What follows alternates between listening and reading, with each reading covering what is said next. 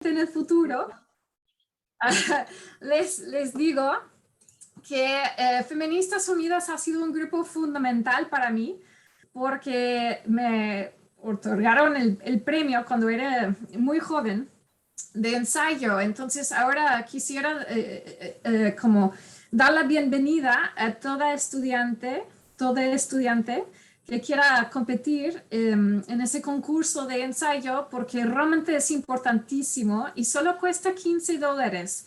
Si alguien más puede inscribirles, pueden escribirme a mí o tal vez a otra profesora que tengan para que les ayuden económicamente a competir. Y también hay una competencia para gente que ya subió arriba del nivel de estudiante. Y la doctora Simona Alegre ha trabajado durísimo para coordinar todo eso.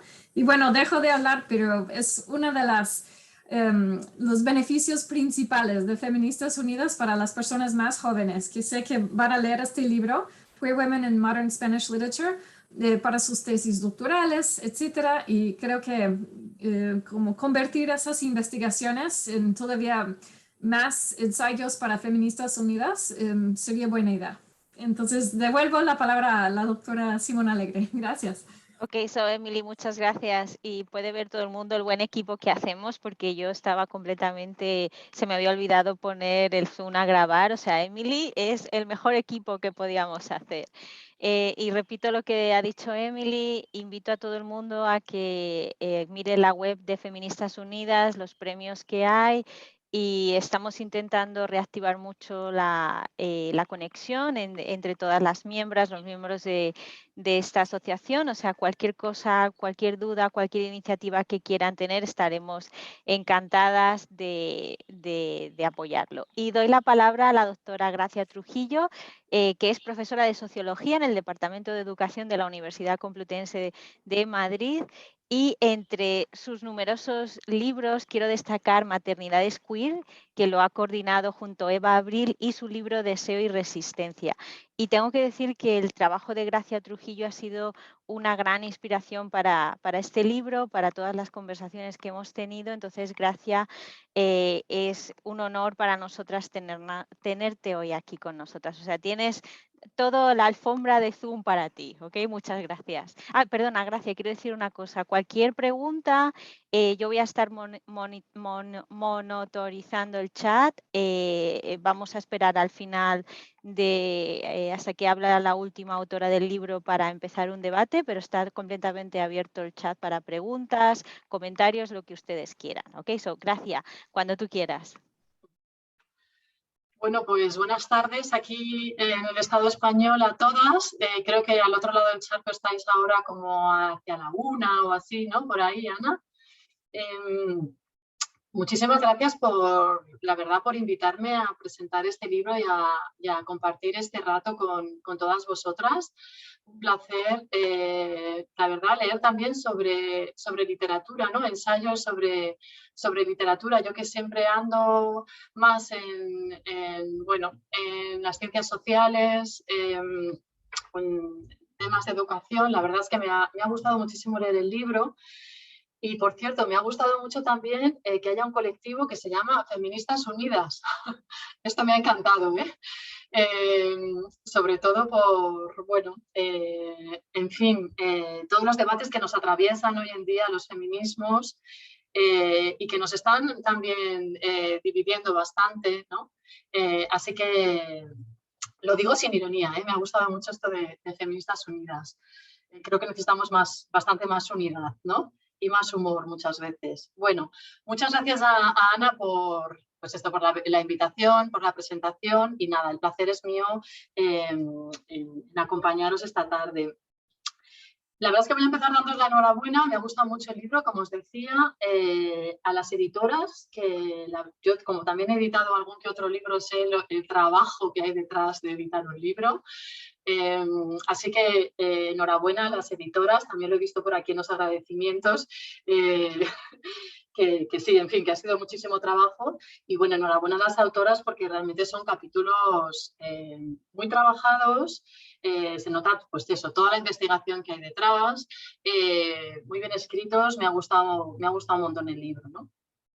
Una cosa que me llama la atención del libro, nada más empezar, y lo menciono porque también reflexionáis sobre ello y me imagino que va a ser algo que va a atravesar ahora la conversación colectiva, es, como no, el uso de queer aquí, ¿no?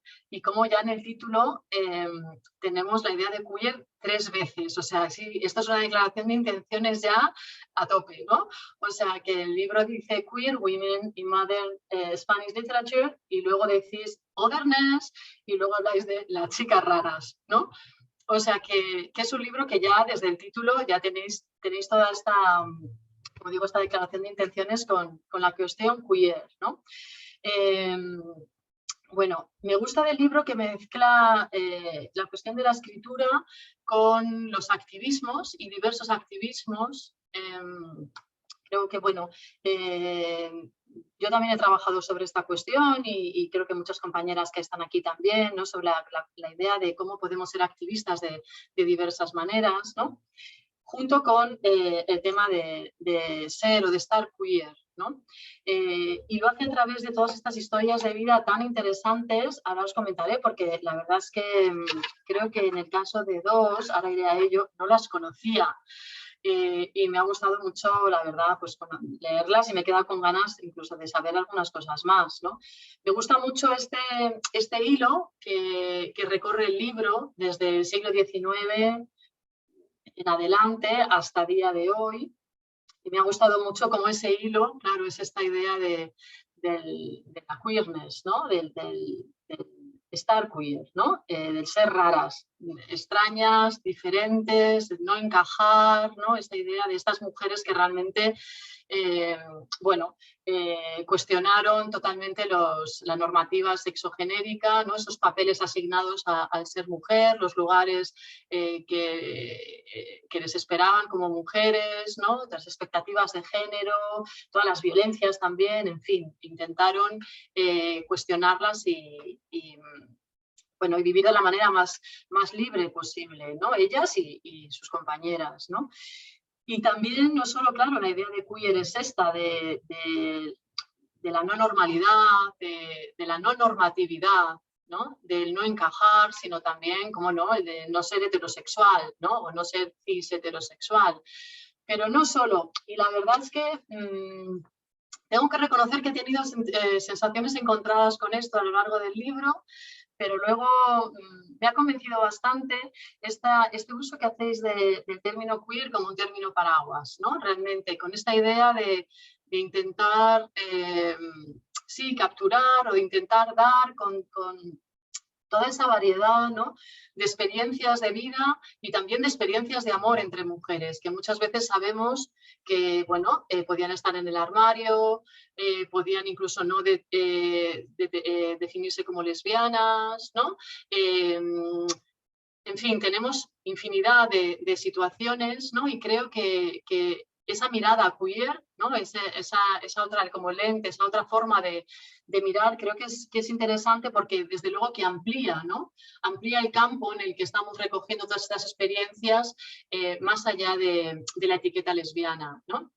Que, como digo, muchas veces estaban armariadas o no, directamente no se definían como lesbianas o se habían definido y luego volvían a no hacerlo, etcétera, ¿no? Así que creo que esto es muy interesante, ¿no? Esta idea del libro de utilizar queer como término paraguas y también de queerizar, ¿no? Queerizar todas estas historias de vida, todo esto que el libro cuenta, que es este ejercicio de ampliar la mirada, ¿no? De mirar de otra manera, desde otros ángulos, ¿no? Y de esta manera, la verdad es que se arroja luz sobre un montón de cosas que no se habían analizado antes así o que desde luego no nos las contaron así, ¿no? Y yo la verdad es que a lo largo de toda la lectura del libro pues me he ido encontrando con muchas ideas y muchas reflexiones, mucho que recogéis aquí, fruto de vuestras investigaciones, que yo no conocía o que decía, anda, mira, esto no nos lo habían contado así, ¿no? Por ejemplo, de Concepción Arenal, yo he leído La mujer del porvenir, he leído los libros otro libro de la educación de las mujeres, en varias clases de grado y de posgrados hemos tratado los trabajos de Concepción Arenal Y la verdad es que hasta donde más, lo más lejos que he llegado ha sido a contar que, bueno, que ella se vestía, se ponía pantalones para entrar a la Facultad de Derecho, ¿no? Pero claro, todo este análisis que hay aquí sobre, bueno, sobre el cross-dressing que hace, ¿no? Sobre todo su activismo en el espacio público, ¿no? Es interesantísimo, desde luego profundiza mucho más lo que sabíamos, ¿no? de Concepción Arenal, ¿no? Por ejemplo, de Amalia Domingo Soler, tengo que reconocer que no conocía su historia. A compañeras con las que ella colabora, como Teresa Claramunt, sí la conocía, pero no tanto a Amalia, así que ha sido muy interesante leerla. Y a Carmen de Burgos sí la conocía, pero la verdad es que he disfrutado mucho el capítulo de Ana, ¿no? En el que, bueno, comentas un montón de cosas muy interesantes y me ha encantado el término de queerselerías. Me ha parecido que es un concepto, desde luego, a recoger y a tener ahí en nuestro diccionario queer, ¿no? También me ha interesado mucho, como no, el trabajo sobre Concha de Albornoz, ¿no? Esta dandy maravillosa, también armariada, ¿no? Claro, una época muy, muy complicada para no estarlo, ¿no? Desde luego, ¿no? Y por continuar un poquito así el hilo del libro, el trabajo sobre Elena Fortún y Celia, pues bueno, con estos trabajos me pasa lo mismo que con, por ejemplo, con Gloria Fuertes, ¿no? La verdad es que durante muchos años no he hecho más que pensar, si nos hubieran contado que Elena Fortún o que Gloria Fuertes eran lesbianas, ¿no? Cómo nos habría cambiado un montón la mirada y un montón nuestra construcción de las subjetividades a esas chicas raras, ¿no? A esas adolescentes que empezábamos a, bueno, sí, niñas y adolescentes que estábamos leyendo. Por ejemplo, yo fui una de las lectoras de Celia, ¿no? En casa teníamos toda la colección de los libros de Celia. Y a mí me habría encantado que alguien me hubiera dicho en algún momento que la escritora de Celia era diferente, ¿no? Había sido posible ese espejo donde mirarnos, ¿no? Y lo mismo nos ha pasado con Gloria Fuertes. Muchos años después ¿no? de conocer sus poemas, de escucharlos en el cole, de aprendernos en el cole, resulta que descubrimos, entre comillas, que Gloria Fuertes había tenido relaciones con mujeres, era lesbiana también, ¿no? Entonces, bueno, la verdad es que estos años que voy leyendo más cosas sobre Elena Fortún y ahora los trabajos de Nuria, ¿no? Pues pienso que sí, que claro, que a mí me encantaba Celia por algo, claro, porque era esta niña rebelde, ¿no? Desde luego era una niña que no era una buena niña, ¿no? Era una niña preguntona, eso, diferente, ¿no? Y creo que la cuestión de la representación es súper importante, como sabemos, ¿no? Y ya me está entrando el sol por mi ventana.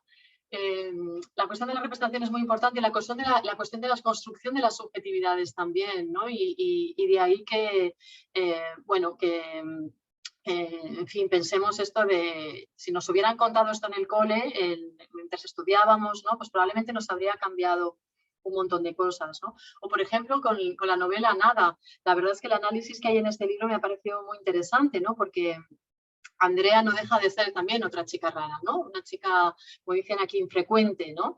Una mujer distinta, ¿no? Que está como testigo mirando ese contexto y esa época tan difícil, ¿no? Y bueno, para terminar, el libro concluye con este artículo sobre Chus García y Hannah Gadsby, que me ha gustado mucho porque conozco la poesía de Chus García desde hace años, la conozco a ella y es amiga, y la verdad es que me parece genial realmente que hayáis incluido ese análisis, porque es una manera también como de traernos hasta el presente todo esto que estáis incluyendo en trabajos previos en el libro, ¿no? Realmente es esto del ser y el estar, no binarias, ¿no? Queer, de esta idea del no encajar realmente, ¿no? También, representada y también reflejada en la escritura de los trabajos de Chus y de Hannah en sus comedias, sus monólogos, etcétera, ¿no? Entonces, bueno, pues para concluir, yo lo que quería deciros es que de nuevo que enhorabuena, que realmente me ha gustado mucho el libro, que me parece que en algún capítulo, creo que no sé si es el de Concha de Albornoz, que se menciona esto de la necesidad de salir de las notas a pie de página. Y esto era una cosa que mencionaba yo también en mi tesis cuando hablaba de los colectivos de lesbianas, ¿no? Y decía, ya es hora de salir de las notas a pie de página, que es que no estamos todo el rato ahí como confinadas, ¿no? Entonces esto me ha gustado mucho, ¿no? ¿Cómo hacéis todo realmente como este acopio de estas huellas, ¿no? Y trazáis todas estas genealogías de historias de vida que se van conociendo, pero que en muchos casos pues todavía no tanto o no como se deberían, ¿no? Y con la profundidad que lo hacéis aquí, desde luego es muy interesante, ¿no? Quizás en algún momento, para que no todo sea así, simplemente deciros que fantástico, solo así como un pequeño apunte que ni siquiera es una crítica, pero quizás en algún momento he echado de menos más la palabra lesbiana en el libro, ¿no? Creo que aquí hay toda una cuestión importante a analizar. Me parece que desde luego es muy bueno el enfoque vuestro. Como decía, me parece muy acertado el utilizar el término queer como ese término paraguas. Quizás en algún momento me ha faltado más, ¿no? Ese nombrar, ese decir, ¿no? Precisamente por cómo va el libro un poco contra el silencio, contra la invisibilidad. ¿No? Me falta un poquito esto. Pero me parece muy interesante, desde luego, también algo que mencionáis, que es esto de las metodologías queer, ¿no? Que suponen aunar esto que dice Halberstam de las metodologías carroñeras, ¿no? Que cogen de la literatura y del cine y de la sociología y de la fotografía, ¿no? Y van sumando, ¿no? Y creo que así vamos haciendo como el puzzle, ¿no? Así que para mí, desde luego, ha sido muy interesante porque por sumar un poco este ámbito de la literatura, ¿no? Que quizás leo menos sobre análisis de la literatura. Así que nada, muchas gracias por vuestros trabajos y enhorabuena de nuevo. Gracias. Estoy muy contenta que veo que tienes la copia en papel del libro, porque tú sabes que yo estaba muy preocupada porque no te llegara, entonces nada, estoy muy contenta. Muchas gracias por tu presentación. Quiero dar la palabra a Lu Charnon-Deutsch. Si quieres decir algo, Lu. You mute yourself. ¿Me oyen ustedes? Perfecto. Ok. Bueno, primero agradecer, muchas gracias por sus palabras generosas. También gracias a Ana, que con su persistencia, con su dedicación, fue posible llevar a cabo esta colección que yo resistí hasta el último momento en hacer. Voy a decir dos palabras sobre la introducción, pero primero decir que sí, la palabra lesbiana es un poco ausente y que realmente lo que hubiera sido mejor tal vez añadir algunos artículos más en que se abarcaba no solo la palabra, pero figuras lesbianas que quedan importantes para incluir. Pero Ana explicará, creo que, cómo se formó el grupo que participó en la colección.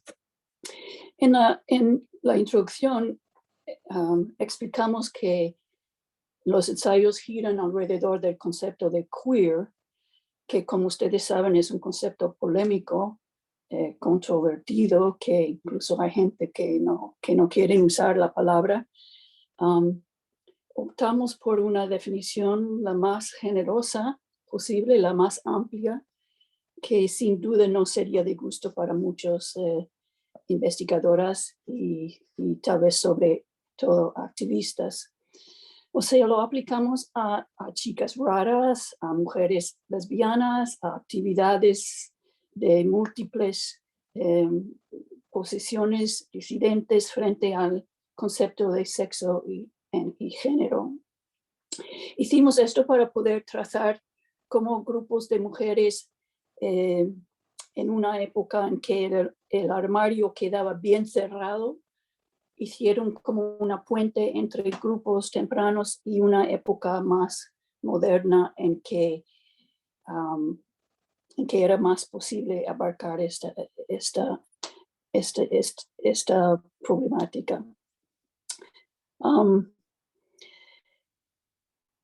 De hecho, proponemos como un continuum entre grupos de mujeres que examinan voces de mujeres, en su mayoría ausentes del canon literario, hasta los años más recientes.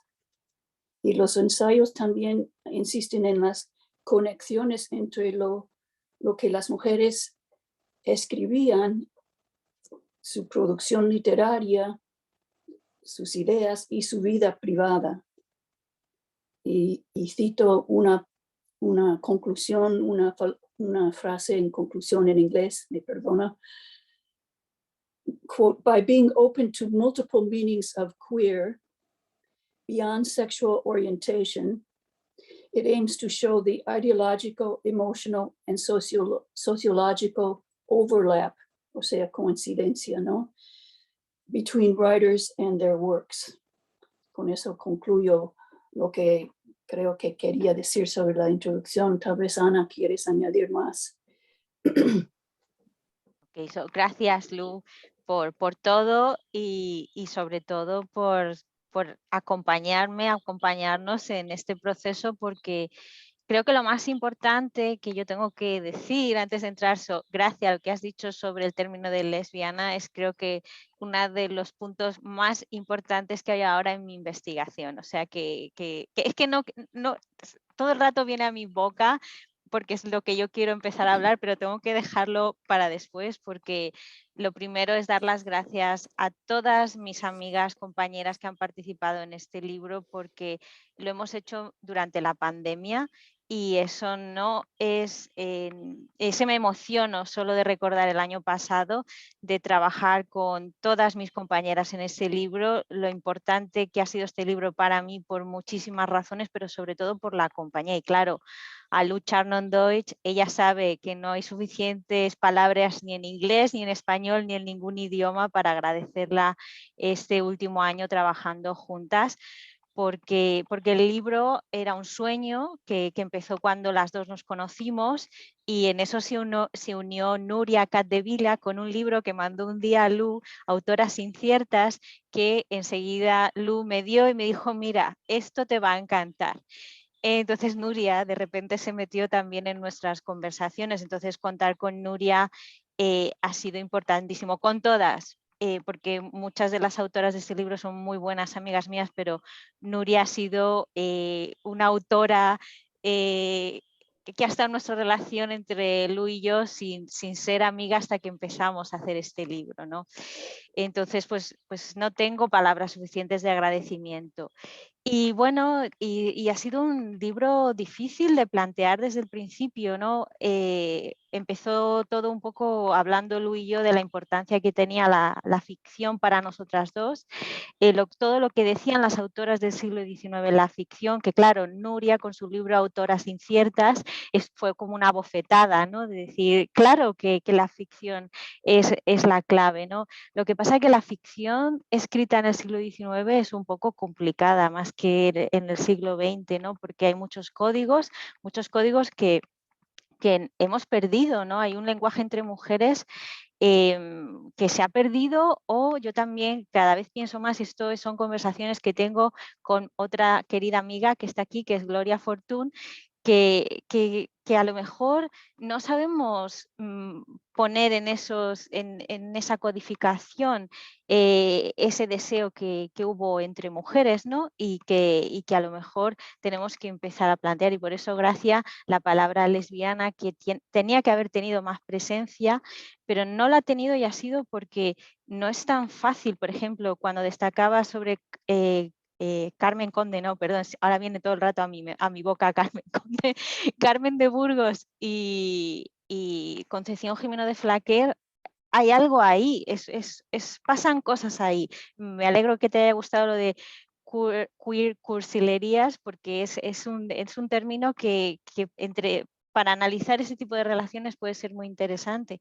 Pero es difícil poner la palabra lesbiana, y es difícil ponerla a alguien que a lo mejor no quiso usarlo por algo, ¿no? Yo de alguna manera eso también, eso ha sido importante, ¿no? Y otro, aparte de los trabajos de Nuria, los trabajos de Gracia, quiero destacar un trabajo muy importante para este libro que ha sido el libro de Angie Simonis, Yo no soy esa que tú te imaginas. Es un trabajo imprescindible porque fue una tesis, es un libro que habla de la literatura tomando en cuenta el deseo femenino, ¿no? Cómo plantea CC, también hablando de que es una novela que habla de amor entre mujeres, ¿no? Y eso fue otro punto importante, ¿no? Y también para Lu y para mí teníamos como una idea muy clara de lecturas que tenían que ser las que formaran parte de cada capítulo, pero también queríamos dar mucha libertad a las autoras de cada capítulo, ¿no?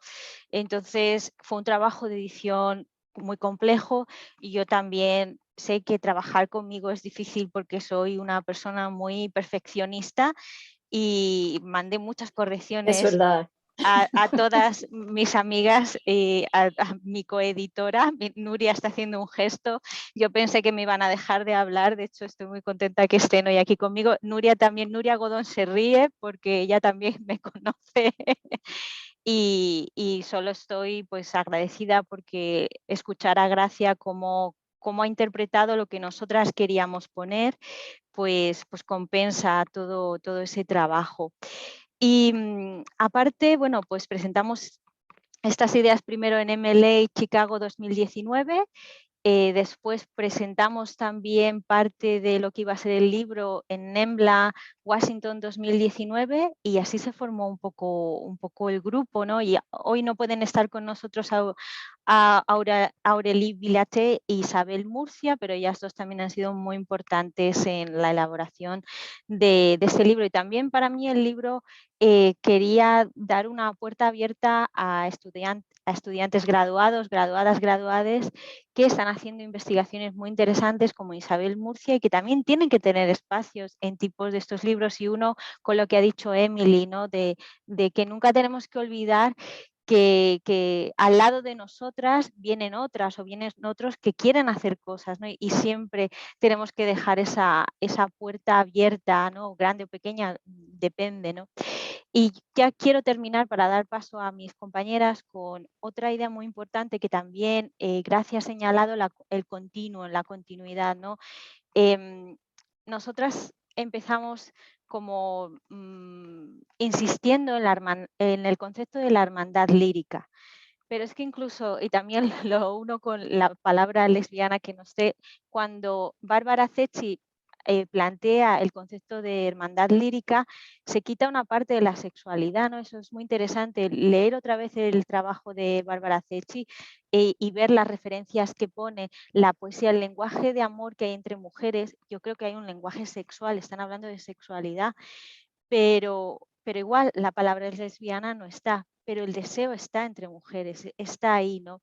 Entonces nosotras partimos de la hermandad lírica hasta llegar hasta Chus García, a la cual yo admiro mucho, es una poeta que me encanta, es una persona, es una activista, es un ejemplo maravilloso de activista queer, de poeta, y ella es una persona excepcional. Yo quería llegar hasta ella porque yo sí que veo ese camino, ¿no? Desde la hermandad lírica hasta Chus, ¿no? Y claro, y Elena Fortún y Nuria son importantísimas en esa evolución, porque Nuria ha insistido mucho en todas sus investigaciones, pero sobre todo en su introducción a Oscuro Sendero. Tengo aquí apuntado el título porque estoy últimamente muy mal recordando títulos de libros. Oculto Sendero. Y ella como insistía, ¿no? en la novela de Fortún, ese deseo, ese amor entre mujeres que está evidente y no está evidente, ¿no? Que muestra Elena Fortún también cómo vivió su propio deseo. Entonces, para nosotras era importante señalar ese continuo, no perdernos generaciones de mujeres. Yo amo a las mujeres de la generación sin sombrero, pero también tenemos otras antes y otras después que están ahí, que forman parte de una genealogía, y también acercándonos a la teoría queer como un concepto paraguas, ayuda mucho a acercarnos pues a veces a libros donde plantean muchos muchas problemáticas, como la propia Concepción Gimeno de Flaquer con sus ensayos, con su obra de ficción, que no se sabe lo que quiere decir, pero hay algo ahí que ella quiere transmitir. Entonces, pues nada, pues muchas gracias por estar aquí. Ya voy a dar paso a mi querida Nuria Capdevila. Nuria, cuando tú quieras. Bueno, hola desde el suroeste de Inglaterra y bueno, encantada de estar aquí este viernes por la tarde y con tantas compañeras y bueno, con la ocasión de este libro que pienso que es tan importante y también ha significado mucho para mí. Entonces, como estamos hablando un poco del continuum, yo quisiera un poco sacar una anécdota de mi propio armario de autora, que me parece que es un concepto tan importante en este libro, y entonces me voy a ir a mis tiempos comenzando como investigadora y voy a recordar una alusión que hacía Lu en una de sus publicaciones a una ilustración de Madrazo, creo recordar,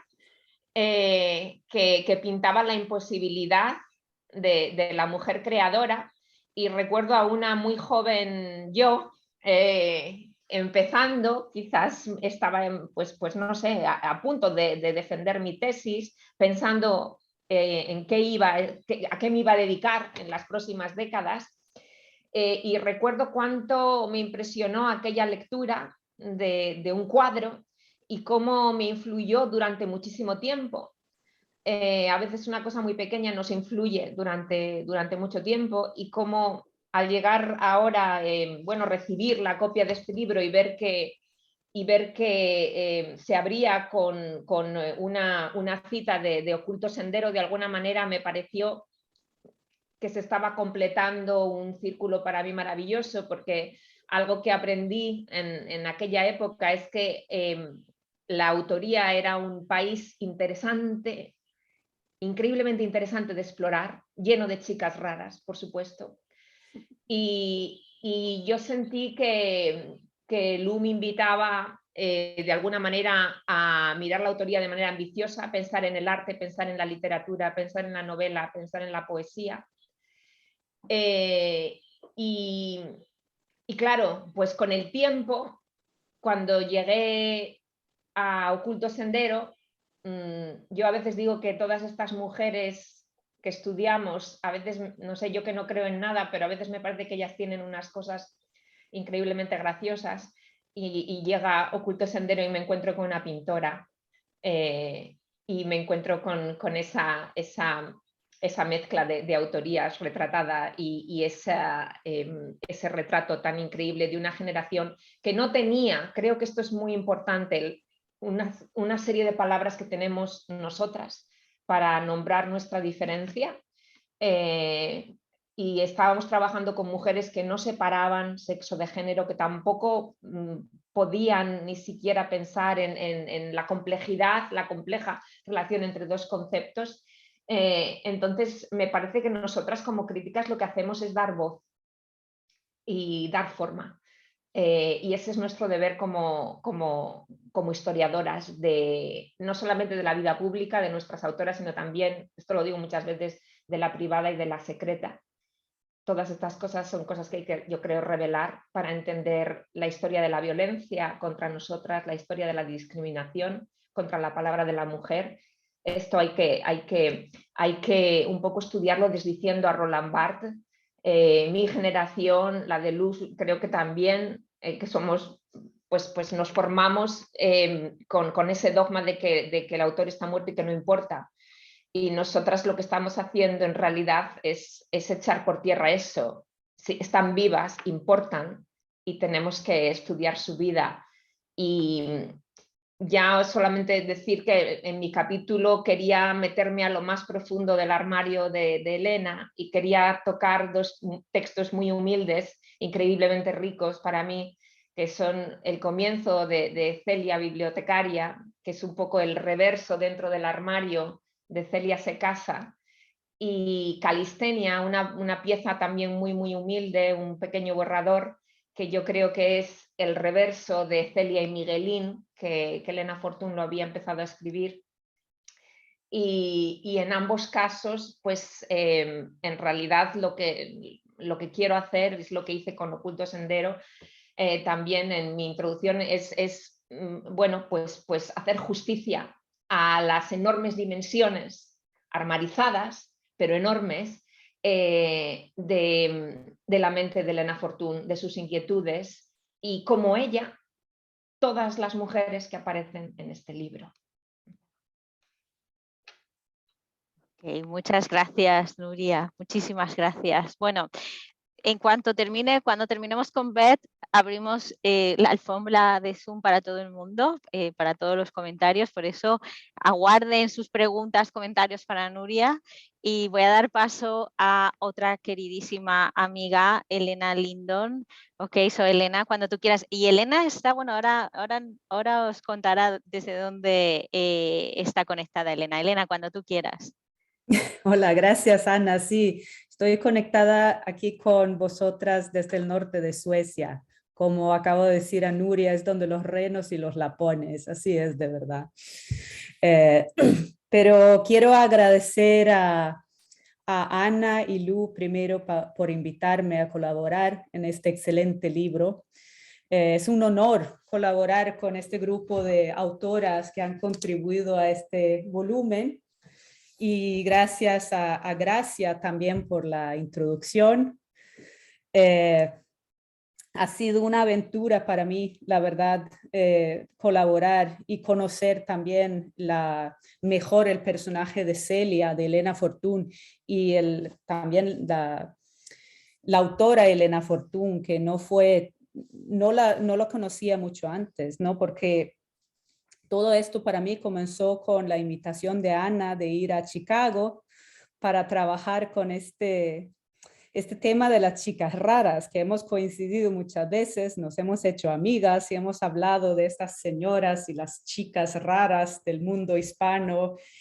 Y para mí, mi chica rara de mi niñez es Pipi Calzas Largas, no es Celia, ¿no? Entonces, conocía un poquito Celia como la Pipi de España, pero no había profundizado mucho en el personaje, pero me pareció fascinante, ¿no? La invitación de realmente por parte de Ana y después de Lu, de realmente llegar a conocer a profundidad este personaje. Y ambas, Pipi y Celia, nacieron de la pedagogía de reforma de esa época, ¿no? De que la niña iba a ser algo más que este personaje encajado en el cuadrito del siglo XIX, ¿no? De extenderse y ser algo más, un personaje completo. Y empecé por ahí, por la pedagogía de reforma, pero después entonces la idea fue de tener la temática queer para el libro. Y eso realmente fue un aporte muy importante. Fue muy interesante también conocer el trabajo de Gracia Trujillo sobre la pedagogía queer, que me ayudó mucho, me abrió mucho los ojos hacia el personaje de Celia. Me ayudó también para descubrir las herramientas literarias que ha utilizado Elena Fortún para crear este personaje, esta niña no solamente rebelde, sino que realmente Elena Fortún ha podido representar la otredad de una niña, la subalternidad de una niña de una forma excelente, ¿no? Por medio de los conflictos, los conflictos entre el mundo interior de Celia, el mundo de los adultos, y cómo ella ha utilizado estas herramientas a lo largo de la narración para representar este sentimiento de la niña que está en un mundo donde ella no encaja como un personaje completo. Descubrí también a Elena Fortún como una excelente escritora, por eso. Me parece que es también importante, ¿no? la calidad que tiene como escritora de literatura de niños.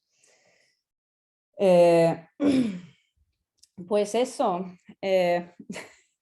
me siento honrada también de poder colaborar en el mismo libro que Nuria Capdevila Argüelles, que ha escrito la introducción a este libro, que también fue importante para mí, ¿no?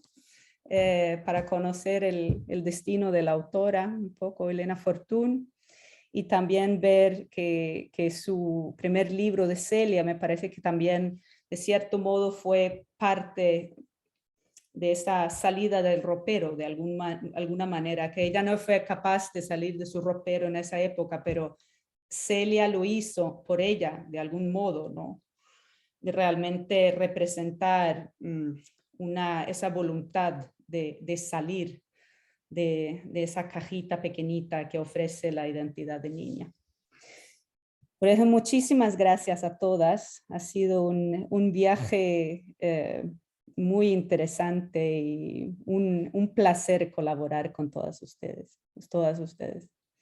Gracias a ti, Elena. Y claro, Elena, es que la ficción lo es todo. Es que la ficción es lo que a estas autoras y quizá también a nosotras nos ayuda a lo mejor cumplir todo lo que a veces no se puede cumplir en la realidad, ¿no? Entonces yo creo que es muy bonita tu manera de terminar. Ok, después vamos a tener tiempo para hablar, pero quiero dar paso a otra de las autoras de este volumen, es otra gran amiga, Noria Gardener. Ok, cuando tú quieras, Nora.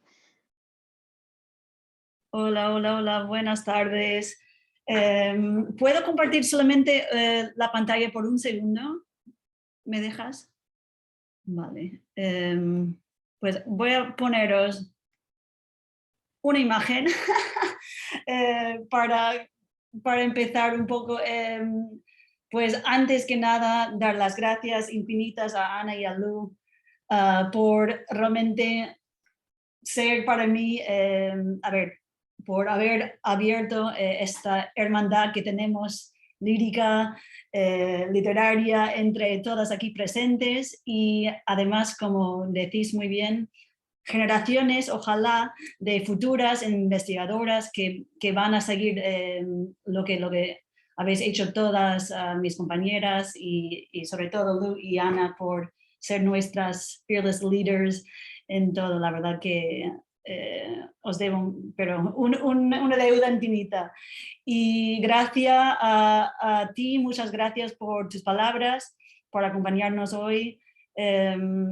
Y aquí la imagen que veis, podéis imaginar la fecha en que fue. Esa es la primera Women's March, justo cuando empezó Trump, ¿no?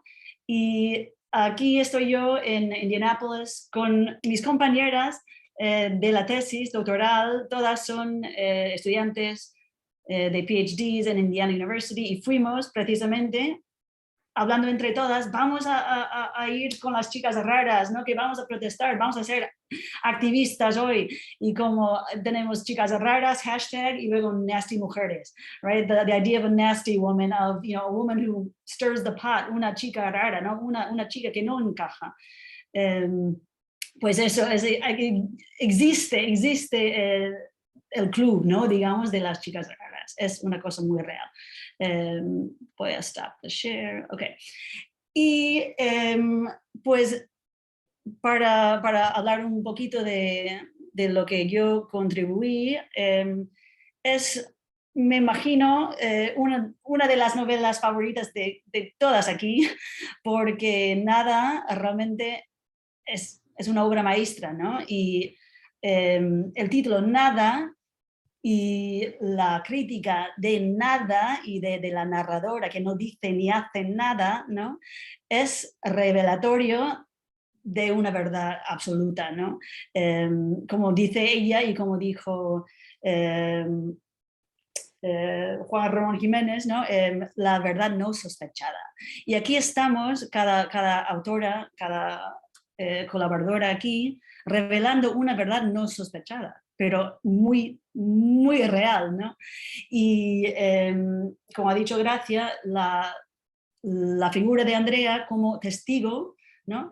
Una mujer que ni sabemos ¿sabes? El color de su pelo, no sabemos nada de su cuerpo, no sabemos nada de cómo es físicamente, ¿no? Pero sabemos todo lo que pasa a su alrededor porque lo narra, lo reproduce, ¿no? De una forma bien, como digo yo, como casi, podemos decir, no sé, intoxicante, ¿no? Que no puedes dejar de leer el libro, no puedes dejar de pasar página porque todo lo que lees te molesta, te preocupa, pero no puedes dejarlo, ¿no? Quieres seguir, es como una droga, ¿no? Todo lo que te cuenta.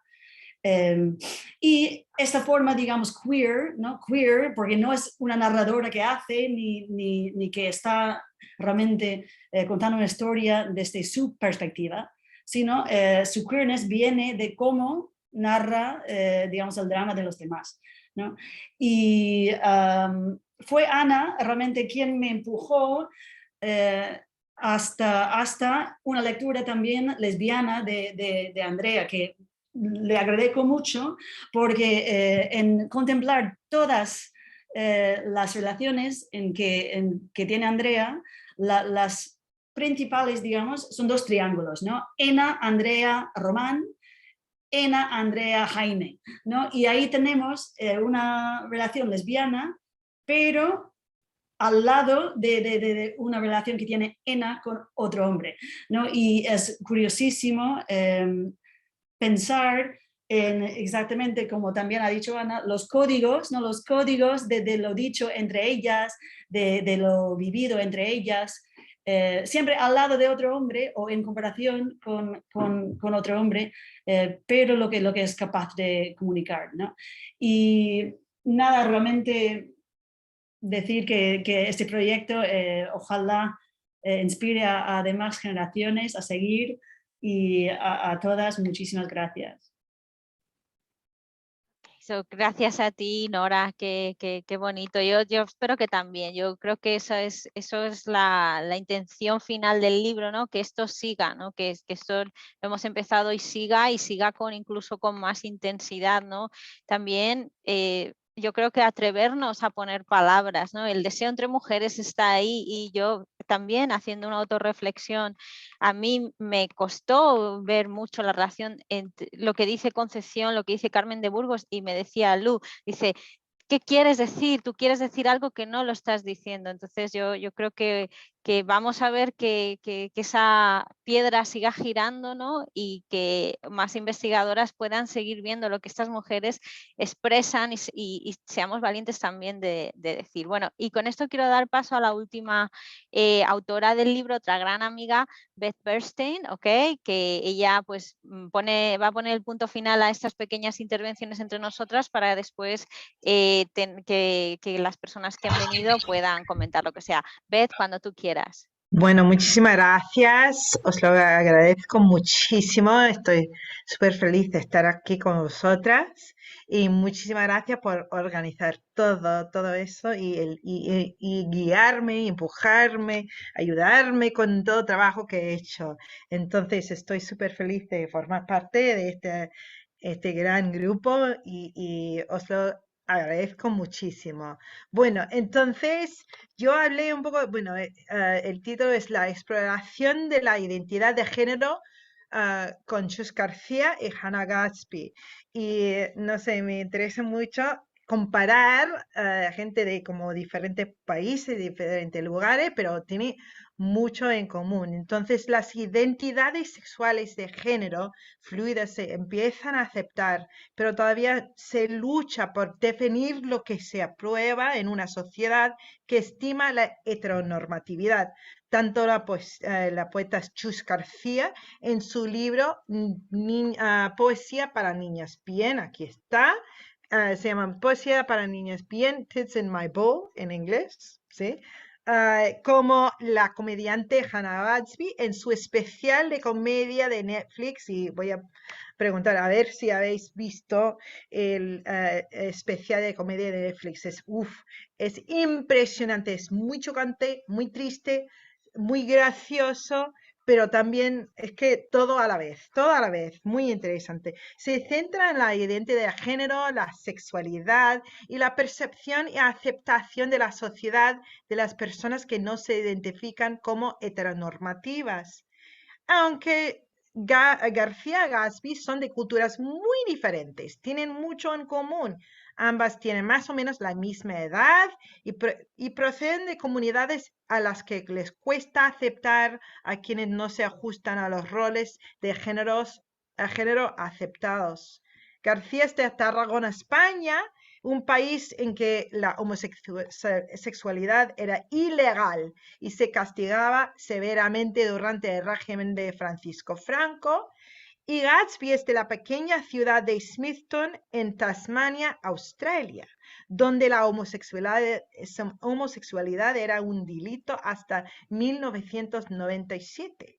Ambas expresan las dificultades de crecer en una cultura en la que que hombres y mujeres debían ajustarse a un sistema de género binario heteronormativo. Pero a través de su poesía y comedia, García y Gatsby describen lo problemático que es ser otra y no encajar con sus compañeros heterosexuales cisgéneros, dado que ambas se identifican como mujeres queer de género no binario, que no se ajustan a los roles de género tradicionales de sus comunidades. Ellas se sintieron como extranjeras en los lugares donde nacieron. También García y Gatsby son activistas LGTBI+, que cuentan sus historias a través de la poesía, cuentos, comedia, libros, para evocar emociones y allanar el camino para que otras personas como ellas acepten sus diferencias y muestren su verdadera identidad. Y en el mundo tan centrado en las apariencias externas, Chus García y Hannah Gatsby se esfuerzan por mostrar la importancia de la individualidad y la autoaceptación y la belleza interior. Bueno, un poco sobre Chus García. Ella nació en 1974 en Tarragona, España, y se define como una rapsoda o recitadora ambulante que recita y canta su poesía en voz alta para el público. Es una artista de performance y activista y educadora sociocultural que enseña sobre la diversidad y la riqueza de la comunidad LGTBI+. García es audaz, con sentido de humor y franca y honesta sobre su propia identidad. Pero ella rechaza cualquier tipo de etiqueta. Desde muy joven nunca encajó completamente en las identidades de género que no tenían espacio para transitar fluidamente de una a otra. Entonces, la manera de componer la poesía de García le hace asimilarse a un camaleón poético y explora un arcoíris de emociones, encuentros, fantasías sexuales y recuerdos nostálgicos de su pasado. Hannah Gatsby es una comediante australiana y es muy diferente, que desafía la idea de la heteronormatividad y ataca la aceptación de la masculinidad tóxica rampante, la misoginia y el abuso que ha experimentado como mujer queer.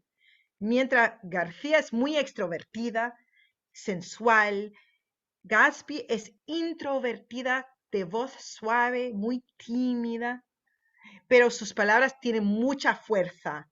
Defiende los derechos de personas a las que la sociedad califica como otras en términos de identidad de género en su innovador espectáculo Nanette. Y este especial de comedia ha causado mucha conmoción en todo el mundo. Se trata de un espectáculo divertido, pero también es muy triste en el que la comediante expone un lado malvado de la sociedad. Ella explica con un detalle espeluznante que cuando era más joven se ahogaba en el odio a sí misma porque era gay. Es muy triste. Y la sociedad le decía que ser gay era un pecado. Ahora ella está muy furiosa y en su espectáculo juró, en el mismo espectáculo, juró dejar la comedia. No puede continuar con el humor despectivo contra sí misma. ¿Sí? Entonces, los estilos son muy diferentes, como ves, pero ambas mujeres son eficaces al dar su mensaje y utilizan el humor y el lenguaje directo para comunicar con éxito a su público sobre temas importantes de género, sexualidad y aceptación. Ok, gracias, Beth, gracias. Y quiero, y el texto de Beth fue muy importante porque ir hasta el presente, ¿no? con Chus y con Hannah Gadsby es lo que hablamos de la continuidad. Y Lu quiere decir algunas palabras sobre su capítulo y en cuanto termine Lu abrimos la discusión. Lu, cuando tú quieras. You mute yourself.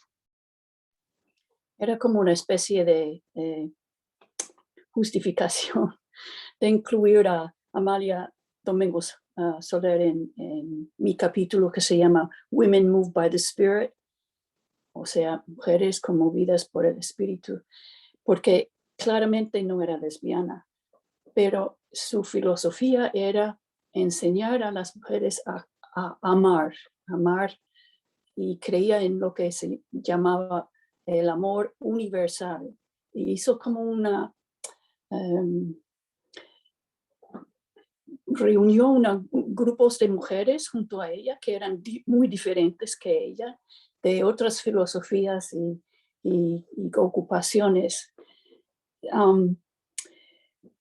Era la chica en cierto sentido más rara, más curiosa que una de las más raras del grupo, porque creían en el espiritismo, que tal vez saben que es un movimiento que sostenía que es posible entablar conversación, comunicación con los espíritus muertos, ¿no? Por un lado creían en la razón y por otro lado en los fantasmas, digamos. Lo que sugiero es que sobre todo insistía en el amor. Y cito la conclusión. She taught women to love women by empowering them to participate in civil society, rejecting masculinist attitudes towards women's capacity to change the world, promoting the notion of universal love and comradeship, praising rather than belittling women's sentimentality, and energetically questioning gender norms that circumscribed women's education, unquote. So, nada más quería decir para justificar su presencia en el tomo. Pero yo, y esto Lu y yo hemos hablado, yo creo que ella tiene mucha importancia porque el espiritismo también unió a todas estas chicas raras, porque yo no estoy segura si, como Isabel no está aquí para contarnos un poco más de sus chicas raras, si también lo exploró o no, pero el resto, todas tantearon mucho el espiritismo. Entonces yo creo que es muy importante el capítulo de Lu porque asienta al principio, la que empieza a poner ahí el espiritismo y que esto es una manera de religiosidad que es diferente al catolicismo. Entonces es muy importante las matizaciones de Lu. Bueno, y con esto yo lo único que voy a hacer es dar la palabra a las dar la palabra a todo el mundo que quiera participar, o pueden usar el emoji del levantar la mano, pueden poner su pregunta en el chat, lo que quieran. O sea, que ¿quién es la valiente que empieza?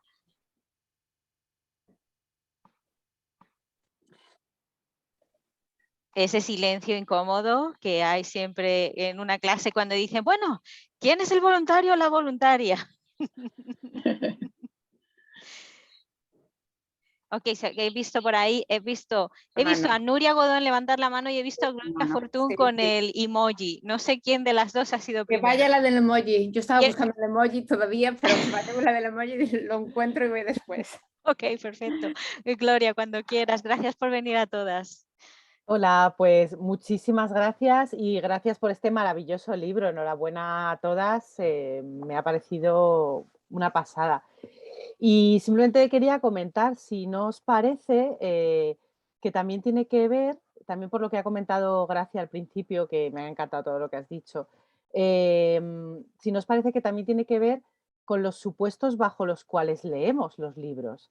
Es decir, que hemos leído un montón de libros bajo un supuesto heterosexual y entonces desde el primer momento hemos pensado que eran heterosexuales y ya está, cuando por ejemplo Celia yo creo que no tiene ningún novio en ninguno de los libros cuando es ni niña ni casi adolescente, hasta casi los últimos libros. Entonces, ¿cómo podríamos cambiar ese supuesto de heterosexualidad que hay en tantos libros y que incluso en libros tan flagrantemente lésbicos como es CC, la primera novela lésbica prácticamente del mundo, la primera edición que se saca en España hace unos cuantos años, el prólogo decía que no era una novela lesbiana, que es como, pero si toda la novela trata sobre amor de mujeres, ¿no? Entonces, ¿de qué manera podemos cambiar esto? Ok, soy yo, Gloria, desde mi humildad, no sé cómo hacerlo, solo con conversaciones, como por ejemplo la poesía de Gloria Fortún es un ejemplo maravilloso de cómo expresar, cómo se expresa el amor, cómo una mujer ama a otra mujer y cómo otra mujer que a lo mejor no ama a las mujeres así, pero ama a las mujeres de otras maneras, lo lee y se emociona, ¿no? Entonces, yo quiero, ¿sabes? Yo quiero trazar toda esa línea hasta que llega tu poesía, ¿no? Porque la valentía que tú has puesto al escribir es, bueno, ya lo sabes, lo que significa tu poesía para mí. Entonces, no hay una respuesta, por lo menos yo no la tengo, pero es muy importante cómo leemos, o sea, porque es una experiencia también yo creo que cultural, pero yo he dicho que no voy a hablar más porque Nuria Godón ha encontrado el emoji y levantó la mano y es su turno. Después de Nuria va a intervenir Lu y creo que has levantado otra persona más. No, ya está. Ok, después de Lu puede entrar otra persona. Nuria, cuando tú quieras. Ok, bueno, pues nada, en principio felicitaros a todos porque me ha encantado el libro. Bien, lo he disfrutado muchísimo y escuchándoos ahora, yo estaba pensando precisamente en otra de estas cosas o por lo menos algo que yo tuve muy presente, de qué estaba uniendo a todas estas mujeres, ¿no? Y para mí la palabra que me venía seguido a la mente era el inconformismo. O sea, porque no solamente preguntan, o sea, preguntan, pero cuando les responden porque las cosas son así, ellos no se quedan con esa respuesta porque no tienen lógica, ¿no? Entonces es como, no me convences, ¿no? Y son precisamente estas mujeres que buscan otras formas porque no están conformes con las explicaciones que les están dando, ¿no? Entonces, bueno, esto un poquito en relación a la pregunta anterior también, habíamos hablado también antes de la muerte del autor y la importancia de que estas autoras tengan presencia y no se las mate o esconda debajo de la cama o encierre en un armario, ¿no? Pero por otro lado también hay un ejercicio que a mí me gusta hacer mucho con mis estudiantes, ¿no? Y especialmente con aquellos que no saben nada de una obra. Y es un ejercicio de dejar a ellos que lean a través de este magnífico close reading sin pensar esta era la intención del autor o esto era lo que se estaba pretendiendo en la época, sino que lean qué les dice a ellos el texto, ¿no? En algunas ocasiones, escuchando ahora, me acordaba de un artículo que escribí en el que realmente me reía mucho de Palacio Valdés en su novela Marta y María, porque él hace una defensa de cómo tiene que ser pues, el ángel del hogar y al parecer su novela, 30 años más tarde, le sale un poco rana, ¿no? Porque de repente hay mujeres que se van por el otro lado y que dicen, pues tenemos un modelo, y él dice, no, a ver, ¿no? En la siguiente edición de la novela corrige esas lecturas, ¿no? Y dice, no, esto no es así, lo que yo quise decir era esto otro, ¿no? Pero ya eso nos da esta señal de que también esas lecturas inconformistas, estas lecturas que vienen un poco desconectadas de lo que se dice, también son valiosas en ese sentido, ¿no? Porque te dan precisamente la libertad de poder leer un poco desde el personaje también, ¿no? Evidentemente, creo que es un ejercicio que se puede hacer mucho más o por lo menos que yo he hecho, mucho más con voces masculinas sobre las que había oído que sus personajes eran así, que yo decía, pues a mí no me parece que el personaje sea así, eso es lo que me han contado, pero yo estoy leyendo y este personaje habla también de otra manera, ¿no?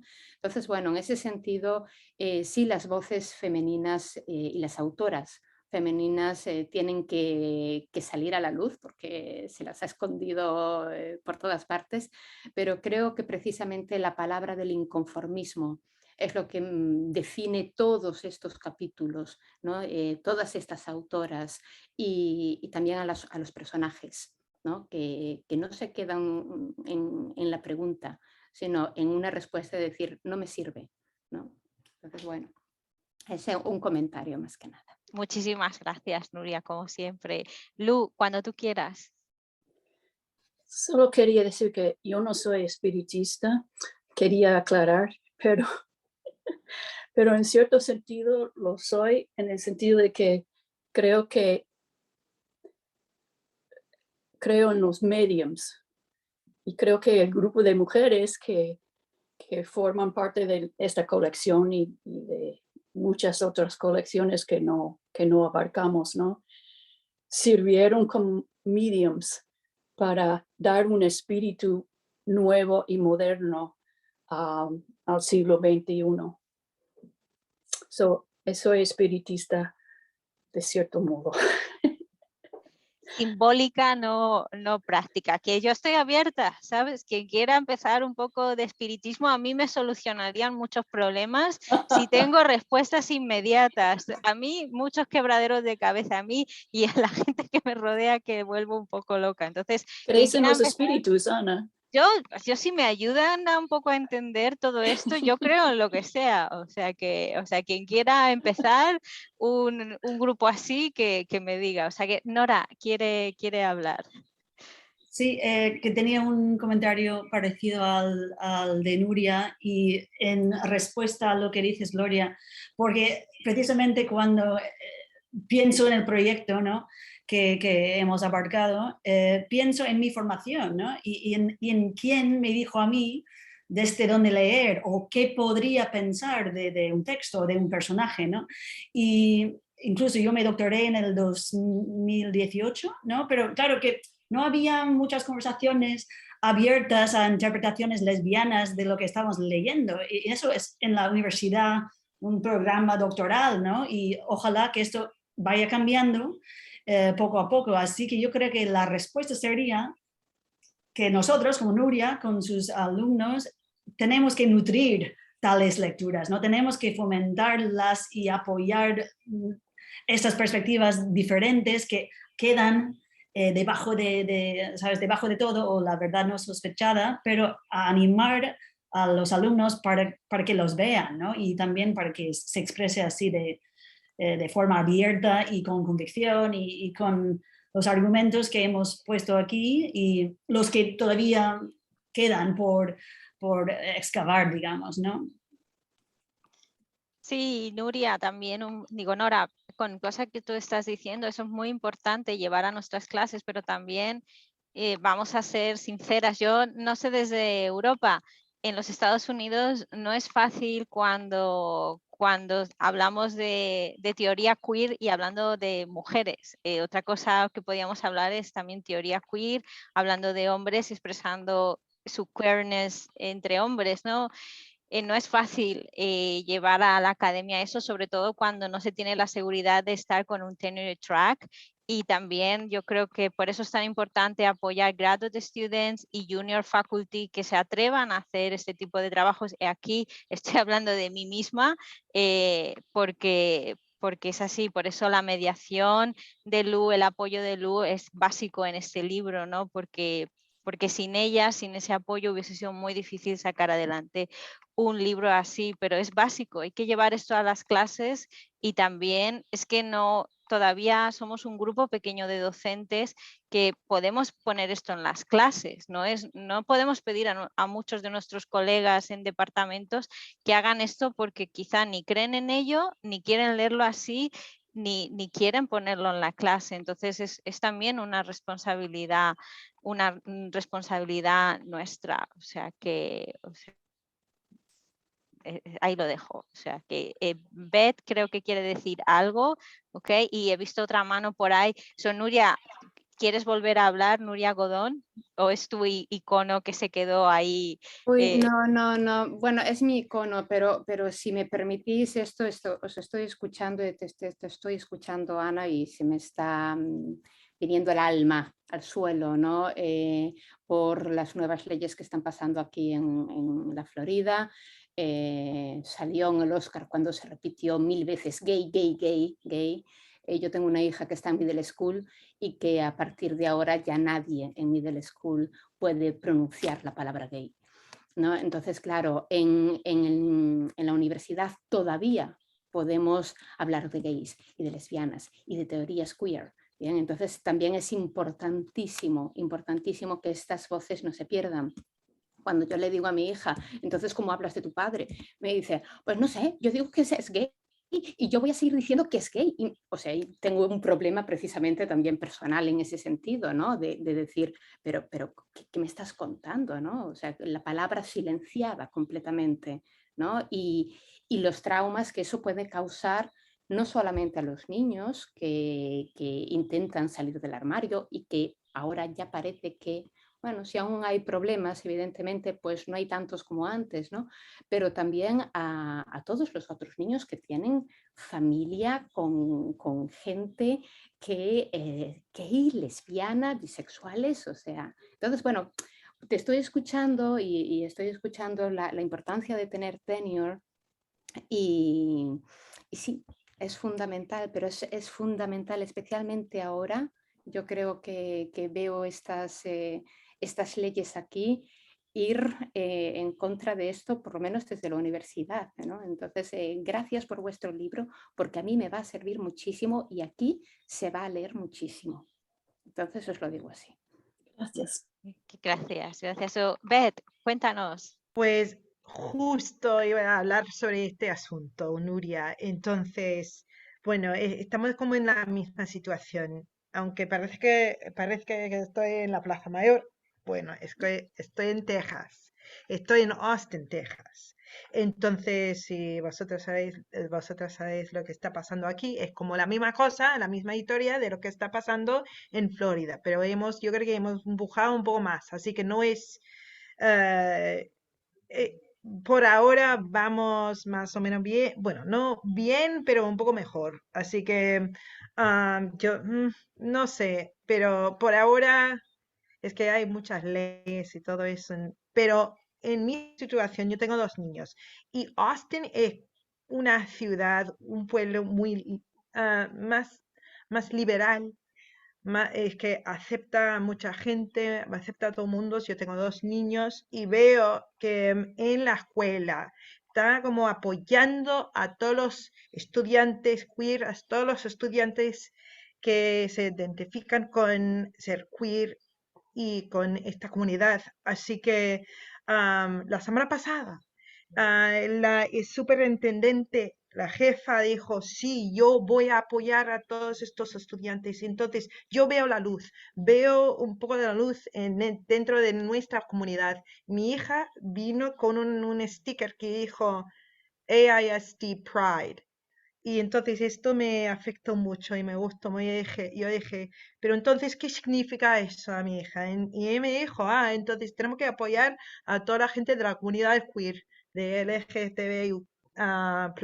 Y por lo menos es que yo sé que vivo en una burbuja y si salgo un poco de esta burbuja, entonces estaría en un lugar diferente donde no se apoya nada de eso. Pero por lo menos estoy aquí, pero la verdad es que estamos pensando como, ¿qué hacemos? A lo mejor vamos a mudar a otro lugar donde estén todos aceptados. Estamos pensando en eso porque estamos como empujando aquí en Austin, pero Texas. Si salgo de eso, entonces es otra cosa completamente diferente. Bueno, quería decir todo eso porque para mi niña es súper normal si es una persona queer, ¿sí? Queer. Y tiene amigas y me dice como si no fuera nada. Y a mí me encanta llegaremos a este punto, pero ya veremos. Bueno, solamente quería decir eso. Muchas gracias, Beth. Es muy importante porque en los Estados Unidos esto es algo que no podemos olvidar que está y que la investigación, yo veo mucho la investigación como un activismo, al menos para mí mis trabajos son así. Yo soy una persona muy tímida, pero con mis trabajos muestro ese lado activista que está ese poner, ¿no? Tan importante, como decía también Nuria Godón, la universidad, nosotras como académicas tenemos un puesto, un privilegio que tenemos que aprovechar también para hablar y de hablar de las cosas que no nos parecen bien y dar también como otras voces. Y Cintia Meléndez quiere intervenir. Gracias, Cintia, por venir. Sí, es que me llama la atención lo que están comentando y antes que nada gracias por hacer un libro tan bonito. Creo que pues yo vengo soy como a meter desde aquí la puntita del diablo, ¿no? Yo estudié en Estados Unidos, soy mexicana y estudié en Estados Unidos y para mí los estudios queer son el fundamento de mi doctorado. Yo siento que lo que pasa es que hay una desconexión entre las lesbianas, por ejemplo, que no tenemos una presencia más visible, y el gay o los estudios queer masculinos. Podemos ver obras y podemos ver presentaciones y autores constantemente, sobre todo de escritores chicanos, que está de moda, ¿no? Y no son hasta que las mujeres queer chicanas empiezan en los 80s a empujar que se ha convertido algo como un poco más balanceado. Entonces creo que aquí la desconexión radica precisamente en el charco. Mi formación, por ejemplo, de literatura española queer es muy poca. Y es eso, andar buscando entre los símbolos para tratar de entender. Cuando a mí me enseñaron nada, me dijeron, no te vayas por ahí, no tiene nada que ver con el deseo. Cuando me enseñaron Lorca fue lo mismo. No lo estudies desde esa perspectiva, que mira que... Pero cuando cruzamos el charco, y me refiero al charco en Estados Unidos, porque Latinoamérica es lo mismo, no tenemos esta tendencia a negar lo que no es. Mi disertación fueron con escritoras mexicanas que la literatura es lésbica, pero ellas no se consideran lesbianas. Entonces ahí tenemos el otro conflicto, ¿no? La identidad de la autora, qué tanto interviene en la escritura, qué tanto podemos incluirla en nuestro análisis o tenemos que alejarnos para analizar solamente el texto. Entonces creo que esto es importante, abrir ese tipo de conversaciones para quitar esa distancia y atraer las lecturas, sobre todo de las mujeres, y hablo mujeres lesbianas y mujeres trans, a la mesa, ¿no? Y mujeres que están escribiendo en español, porque eso creo que es muy importante, recuperar esa voz bueno, no recuperarla, más bien visibilizarla, porque está ahí, ¿no? Y eso era lo que quería decir. Muchas gracias por este espacio y creo que han hecho un trabajo muy bonito. Muchísimas gracias, Cintia, por tus palabras. Nuria Godón, ¿quieres decir algo? No, simplemente, o sea, nada, que realmente un placer recibir un libro, un placer teneros haciendo este tipo de investigación. Y bueno, a lo mejor Lua me puede dar exactamente la referencia, yo en estos momentos no la tengo, pero me estaba acordando, y eso es lo que me salva un poco todo, que creo que fue en el siglo XVII, cuando también algún rey intentó, harto de no poder librarse de los gitanos en España, pasó pues una ley diciendo, una ley o algo así diciendo, es que realmente los gitanos no existen, vamos a partir de ahí. Y si no existen, ya no tenemos que hacer nada más, no tenemos que lidiar con ellos, no existen, ¿no?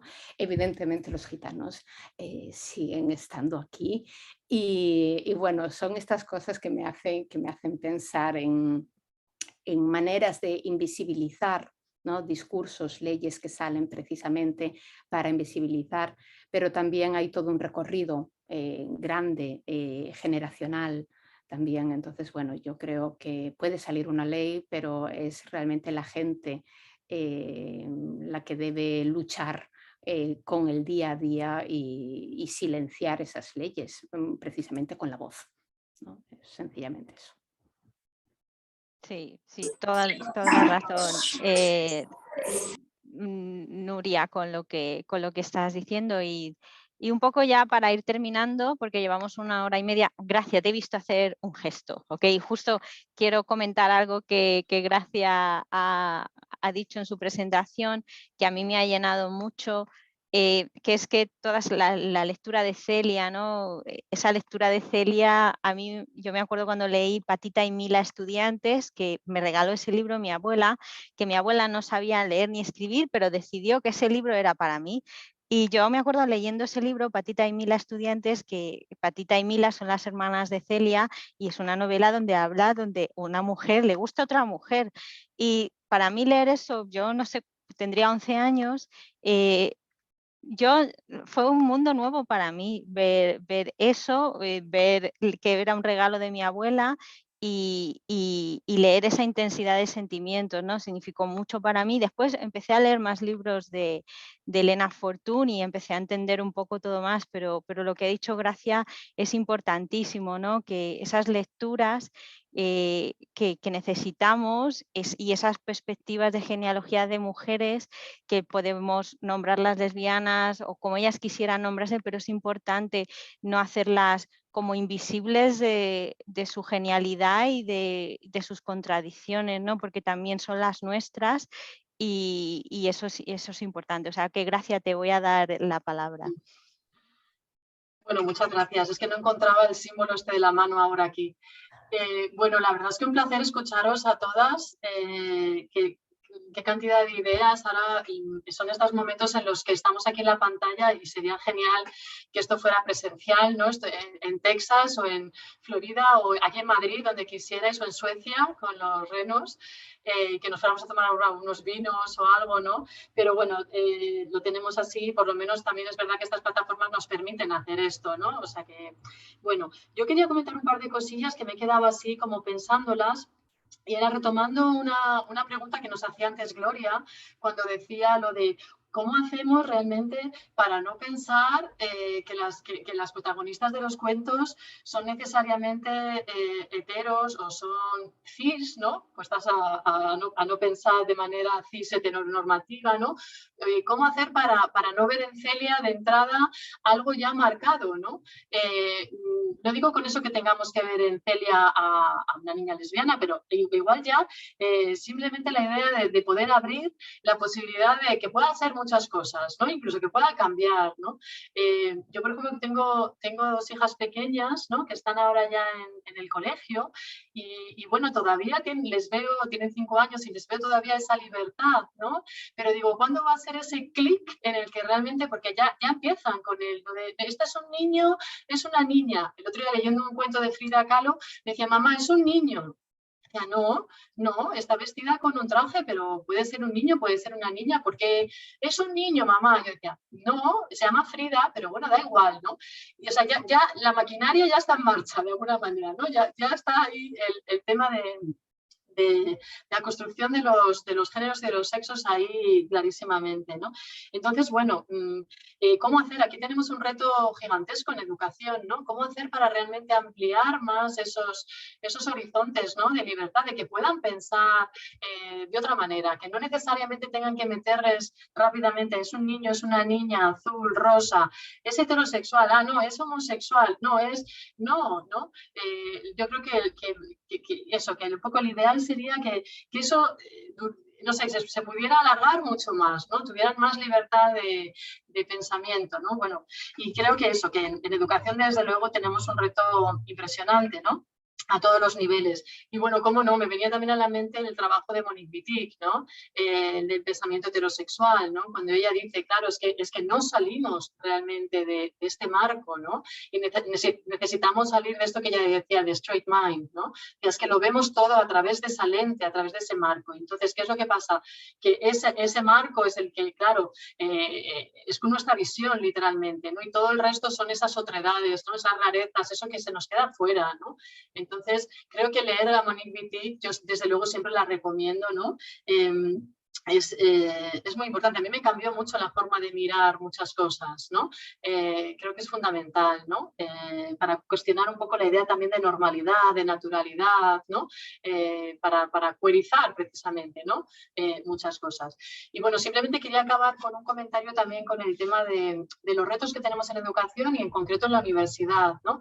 Creo que, bueno, estoy súper de acuerdo contigo, Ana, con esto de que, claro, muchas veces hasta que no tienes una cierta estabilidad, claro, la gente no se atreve, claro, porque hay muchas precariedades, es realmente como todos los procesos muy largos, hay muchos miedos y tal, pero creo que nos tenemos que atrever, realmente creo que hay que avanzar, creo que hay que ir dando pasos y mira, estos trabajos colectivos son maravillosos, ¿no? Trabajar en red, no vernos solas, es fundamental, ¿no? Porque si no, no sé, es como que los tiempos realmente, no sé, hay una urgencia ahí fuera, ¿no? Y tenemos como que responder y si no, como esperemos todas a ser ya, eso, a tener la tenure track, es que apaga y vámonos, ¿no? Quiero decir que la realidad de ahí fuera es muy dura, ¿no? Estáis hablando de Estados Unidos, de Florida o de Texas. Aquí en España tenemos un panorama también bastante desolador. Tenemos a la ultraderecha ganando posiciones de manera muy peligrosa en los últimos tiempos. Y también tenemos una propuesta que está haciendo la ultraderecha que se llama el PIN parental, que ya se ha aprobado en una comunidad en el sur de España, en Murcia, en el sureste, pero está también proponiéndose en otras comunidades como Andalucía o Madrid. Es decir, cuando la derecha necesita los votos de la ultraderecha, estamos ahí en el peligro de que puedan aprobarla en alguna de las comunidades. El PIN parental básicamente es que las familias puedan decir que no a formaciones para sus hijos e hijas, ¿no? En los centros escolares. Formaciones, por supuesto, sobre cuestiones de género, LGTBI, todo esto que incomoda tanto a la ultraderecha, ¿no? Y creo que esto es gravísimo, es un ataque brutal a la enseñanza pública, es una injerencia en la escuela pública, ¿no? Y tenemos que realmente pararlo y esto es intolerable, ¿no? Entonces creo que aquí las fuerzas progresistas, toda la gente progresista, tiene que hacer eso, dibujar una línea de esto no lo podemos permitir, ¿no? O sea, quiero decir con esto que en todas partes están sucediendo cosas muy graves, ¿no? Esto es una cuestión a nivel global, ¿no? El avance de las fuerzas de, bueno, la ultraderecha, este giro neoconservador en lo social también, ¿no? Y ahí desde el ámbito educativo tenemos un reto muy importante y en la universidad, desde luego, tenemos que seguir ahí nombrando, tratando todos estos temas, investigando, etcétera. Bueno, muchas gracias por vuestro trabajo de nuevo. Yo también lo voy a difundir en mi uni. Muchas gracias, gracias. Nuria, ¿qué nos quieres contar? Nuria Godón, que he visto mano, ay, ¿no? Favor, que no saqué la mano, Dios mío. No, ok, yo estaba preparada. Bueno, pues yo creo que ya vamos con una hora y media larga. Yo también, como dice Gracia, echo de menos que no estemos todas juntas, sobre todo en Madrid, porque yo soy una gran fan del vermut, entonces nada mejor como Madrid para tomarse un vermut, pero ya vendrá ese momento y yo creo que también con lo que estaba diciendo Gracia, que tenemos al principio lo bonito del nombre de Feministas Unidas que hoy nos ha cobijado, ¿no? El unidas y feministas, y eso es muy importante, ¿no? Es señalar eso, ¿no? Esa unión y también la importancia de las redes y de los apoyos, ¿no? Porque yo soy muy sincera, sin las autoras que han colaborado en este libro hubiese sido imposible sacar un proyecto así y yo sola como autora haciendo cada uno de los capítulos hablando de diferentes escritoras y eso y la confianza de Luz Charnon-Deutsch pues es algo, como yo digo, como un Potosí. Sin ella, sin su presencia, quién es ella dentro de la academia, apoyando un proyecto así, hubiese sido muy difícil. Sin ti, Ana, sin ti este tomo no se hace. O sea que... Bueno, yo tengo mis reservas, pero gracias, Lu.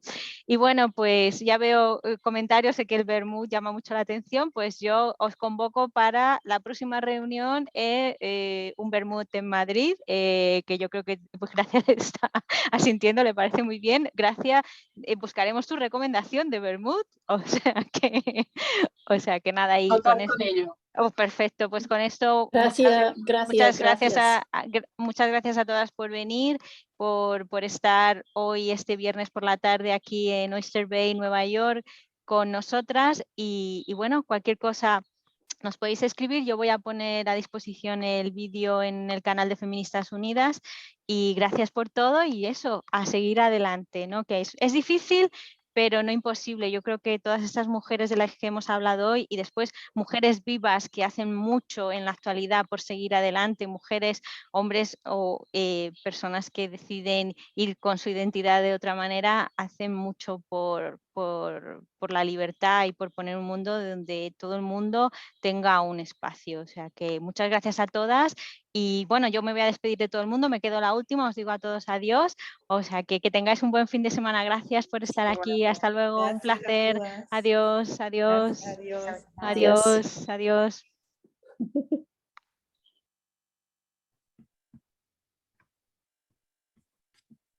No quiero despedirme. Adiós, hasta la próxima. Muy bien hecho, Ana. Adiós, gracias a todas, adiós, os quiero también, adiós, adiós. Gracias. Gracias, chao. Beth, adiós, adiós. Muy bien hecho, Ana. Bueno, muy bien, queridas. Hasta luego. Hablamos. Hablamos, chao. Chao. Chao.